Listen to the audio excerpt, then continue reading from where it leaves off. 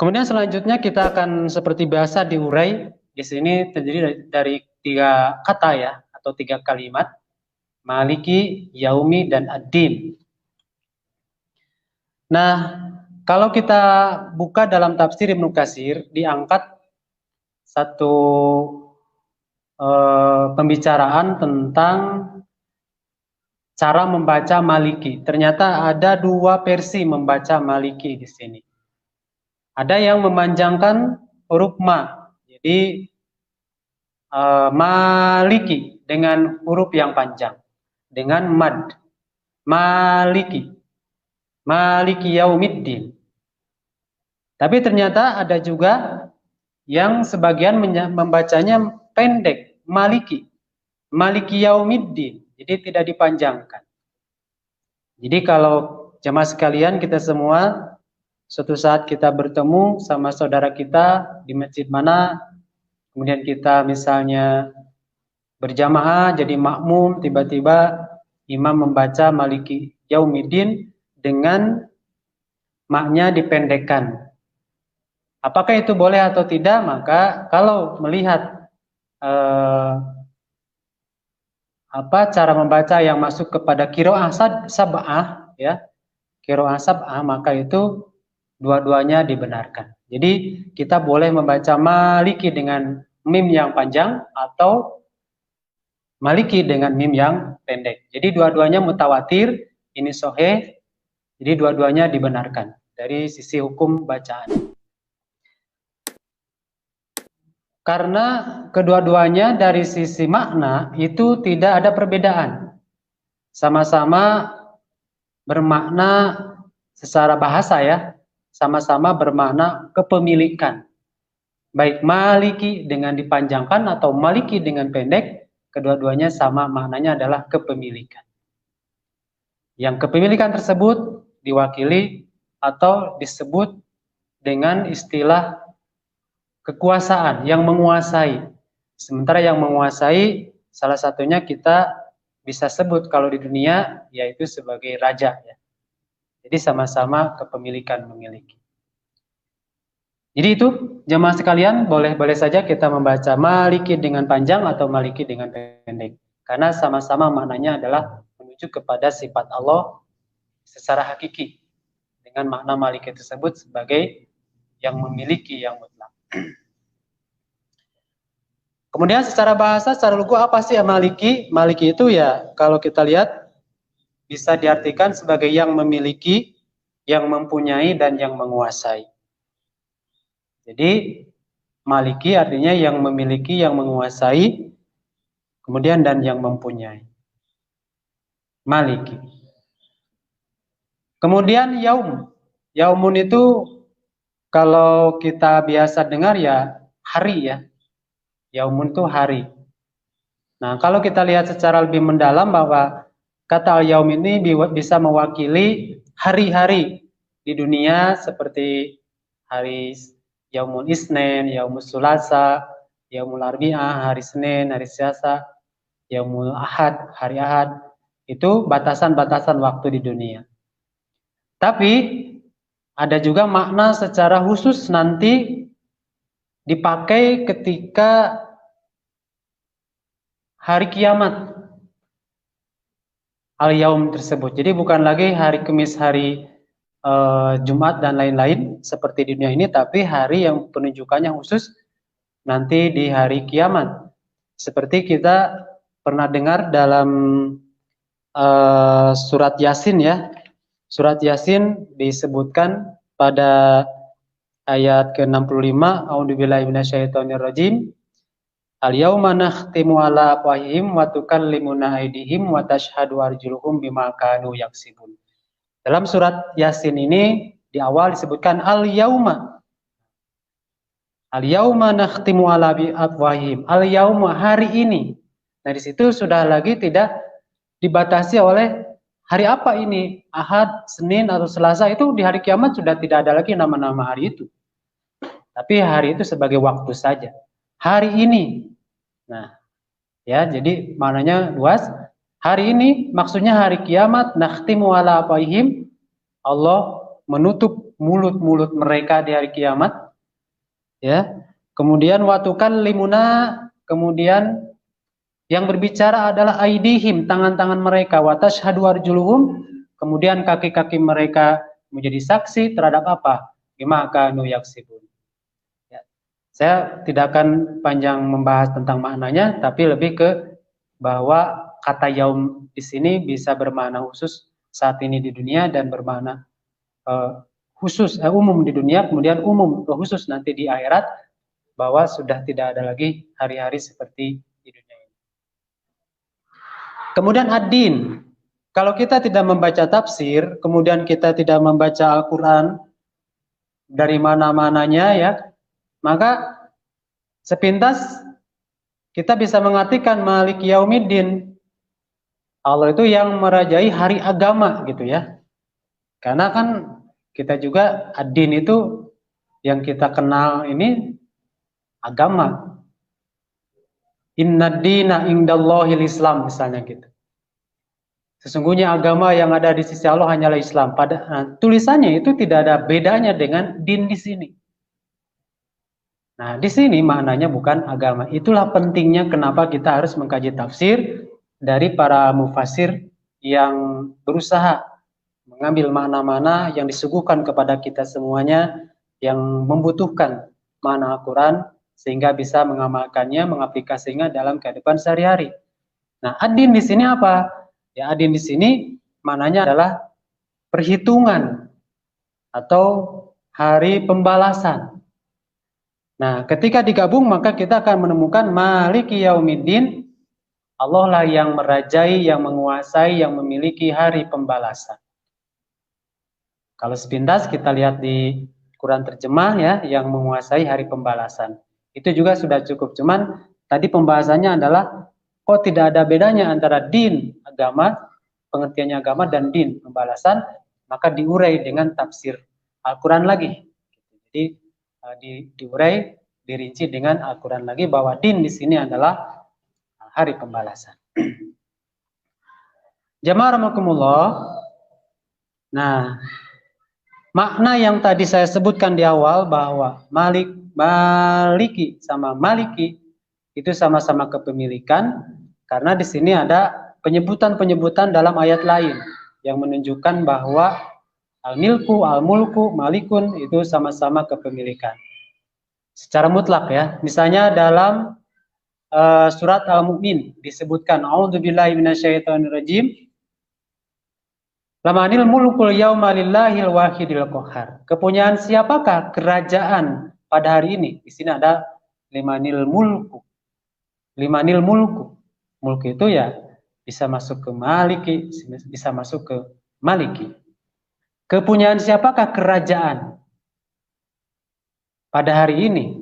Kepunyaan Allah yang Maha Kuasa lagi Maha mengalahkan. Yang dimaksud kerajaan di sini hari ini disebut limanil mulkul yauma. Nah, ini juga al yauma sama seperti pada surat Yasin tadi, al yauma di sini maknanya khusus, yaitu nanti di yaumul kiamat. Kepunyaan siapakah kerajaan hari ini? Al yauma di sini. Lillahi, kepunyaan Allah. Al-Wahid, yang Maha Tunggal, Al-Qahhar, yang Maha mengalahkan. Nanti kita urai ya maknanya. Kemudian selanjutnya penghususan dengan menyebut Yaumiddin ini tidak menafikan, tidak menolak kekuasaan Allah di dunia. Jadi ini bukan sebuah penegasan bahwa Allah itu hanya raja nanti di akhirat, bukan. Jadi Malik Yaumiddin itu bukan maknanya seperti itu. Tapi maknanya adalah bahwa di akhirat itu benar-benar segala sesuatu, keputusan apapun, hamba-hamba Allah ataupun orang-orang yang kafir yang berdosa pada hari kiamat, pada saat itu benar-benar tidak memiliki kekuasaan apapun. Jadi itu hanya penegasan di akhirat bahwa seperti itulah keadaannya. Seperti yang bisa kita lihat dalam surat An-Naba ayat 38. A'udzubillahi minasyaitonirrajim. Yauma yakumur ruhu wal malaikatu saffa. La yatakallamuna illa man adzina lahu rahman wa qala shawwaba. Pada hari ketika ruh dan para malaikat berdiri bersab-sab, mereka tidak berkata-kata kecuali siapa yang telah diberi izin kepadanya oleh Rabb yang Maha Pemurah dan ia mengucapkan kata yang benar. Nah, di sini perlu sedikit diingatkan kembali bagi kita semuanya bahwa ada sedikit perbedaan makna atau perbedaan fakta ya antara Malik nanti di Yaumul Qiyamah dan Malik Allah di dunia. Nah, kalau di dunia Allah itu memang menjadi raja seperti yang telah kita bahas. Yang ada dalam Rob, Alhamdulillahirabbil alamin juga sudah kita bahas maknanya bahwa Rob di situ adalah penguasa, pengendali ya. Kemudian pemilik, pengatur. Nah, Rabbil alamin Allah itu sebagai rajanya alamin. Al-alamin pernah dibahas bahwa di dunia dan di akhirat. Apapun yang ada di dunia dan apapun yang ada di akhirat, kondisi apapun, Allah lah yang menjadi rajanya. Hanya ketika di dunia, Allah memberikan secara meskipun bukan secara hakiki, tapi secara majazi ya, kerajaan-kerajaan di dunia kepada siapapun yang Allah kehendaki. Artinya di dunia kekuasaan Allah itu diberikan melalui sunnahnya bahwa manusia diberi kekuasaan untuk memilih sesuatu. Misalnya untuk memilih kata-kata, untuk mengucapkan benar, mengucapkan salah, untuk memiliki sesuatu, memiliki ini. Kemudian misalnya di dunia ada yang namanya kita lihat, ya dulu ada Raja Firaun. Ya Allah di situ memberi kesempatan kepada Firaun untuk menguasai rakyatnya dengan cara apapun. Kemudian ada juga raja yang baik, yang soleh. Kemudian ada sekarang istilahnya ada presiden, kemudian ada perdana menteri. Nah, pemimpin-pemimpin negara saat ini atau pemimpin-pemimpin kelompok oleh Allah diberi kewenangan, diberi keleluasan untuk memilih, untuk menentukan sesuatu, menentukan ini dan itu, berkata-kata dan mengatur urusan masyarakatnya dengan kehendaknya. Allah hanya memberikan panduan-panduan saja, baik dan benar. Tapi pemilihan-pemilihannya diberikan kekuasaan kepada raja-raja yang ada saat ini. Maka kita jangan heran kalau di dunia ini ada raja yang dolim, kemudian ada raja yang baik, baik dalam artian secara umum ya, tidak dolim dalam artian membuat masyarakat jadi susah misalnya gitu. Kemudian ada pemimpin yang baik, ada pemimpin yang lembut, pemimpin yang keras, yang tegas. Nah itu diberi kekuasaan oleh Allah, diberi kewenangan untuk pemilihan-pemilihan tersebut. Sampai akhirnya, meskipun sudah diingatkan misalnya raja tersebut oleh pengemban dakwah, oleh para rasul zaman dulu, Nabi Isa, Nabi Musa yang menyampaikan kepada raja-rajanya, tidak mau berubah, maka ya Allah membiarkan saja. Nah, tapi lafadz Malik Yaumiddin ini benar-benar hanyalah Allah yang mutlak memiliki kekuasaan, memiliki kepemilikan segala-galanya. Sampai dalam ayat An-Naba tadi Allah menyebutkan sampai berkata pun itu tidak bisa kecuali apa yang diizinkan oleh Allah. Sampai si mulut-mulut meskipun ingin bicara itu, bicara ini, tidak bisa apa-apa ketika berhadapan dengan hisaban-hisaban Allah Subhanahu wa Ta'ala.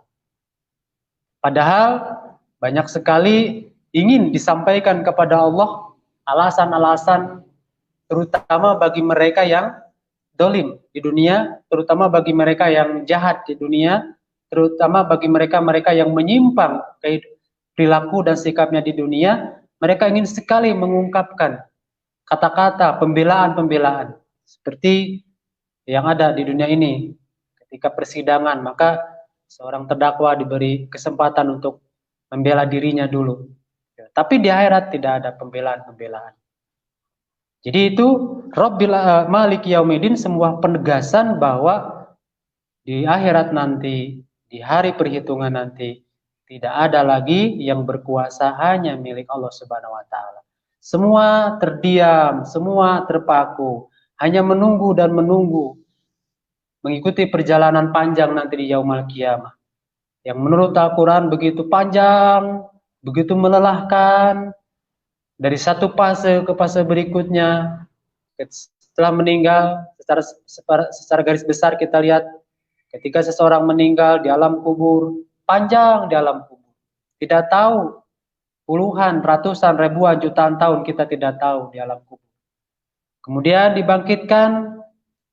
Nah, pada kebangkitan tersebut juga kita tidak tahu berapa tahun, puluhan, ratusan, dan lain. Kemudian ada di padang mahsyar dikumpulkan, kemudian perhitungan amal, semuanya itu memerlukan waktu yang sangat panjang perjalanan kita nanti yaumul qiyamah. Nah, sementara pada saat itu kita semua tidak bisa memberikan lagi pembelaan-pembelaan, tidak bisa memberikan alasan-alasan kenapa kita berdosa, kenapa kita tidak melakukan kebaikan-kebaikan. Tapi ada juga yang Allah izinkan. Karena tadi berdasarkan izin Allah. Maka Allah mengizinkan beberapa orang untuk mengungkapkan alasannya. Sehingga muncul, bukan muncul ya, sehingga kita temukan dalam ayat Al-Quran yang mengatakan bahwa innal ladzina kafaru wa matu wa hum kuffar fala yuqbala min ahadihim mil'ul ardi dhahaban wa la yutadatsbi. Nanti itu di yaumul qiyamah, jika seorang kafir meninggal, kemudian dia melihat azab yang sangat pedih, kemudian dia menebus dirinya dengan emas sebesar bumi, mil'ul ardi, dhahaban, bumi dalam bentuk emas, kemudian ditebus kepada Allah. Dikatakan dalam ayat yang lain juga, wahai Allah, kembalikan saya ke dunia, dan ini sebagai tebusannya, emas sebesar bumi, saya serahkan kepadamu wahai Allah, agar saya bisa kembali lagi ke dunia sebentar saja. Dan saya di dunia akan menjadi orang-orang yang soleh. Dan saya di dunia akan melakukan amal kebaikan. Nah, ada gambaran seperti itu sebagai pelajaran bagi kita saat ini. Bahwa di akhirat kelak, ada gambaran seseorang yang tidak sanggup, baru sadar janji Allah tentang azabnya ketika melihat neraka, kemudian dia ingin menebus kepada Allah dengan emas sebesar bumi untuk bebas dari azab Allah, maka Allah sedikit pun tidak akan menerimanya. Meskipun faktanya memang tidak akan ada orang yang memiliki emas seberat bumi, tapi itu sebuah gambaran betapa tidak bisanya, mustahilnya seseorang untuk bisa menyelamatkan diri di yaumul qiyamah ketika kita di dunia hidup menyimpang daripada aturan Allah Subhanahu wa taala sampai akhir hayat kita. Naudzubillah. Nah, itu maknanya. Jadi ini bagi kita semuanya sebuah makna dan pelajaran yang sangat berharga bagi kita, bahwa Malik Yaumiddin ini menunjukkan, menegaskan kepada kita bahwa hanya Allah yang benar-benar jadi raja nanti di yaumul qiyamah, tidak bisa sedikit pun berkata-kata.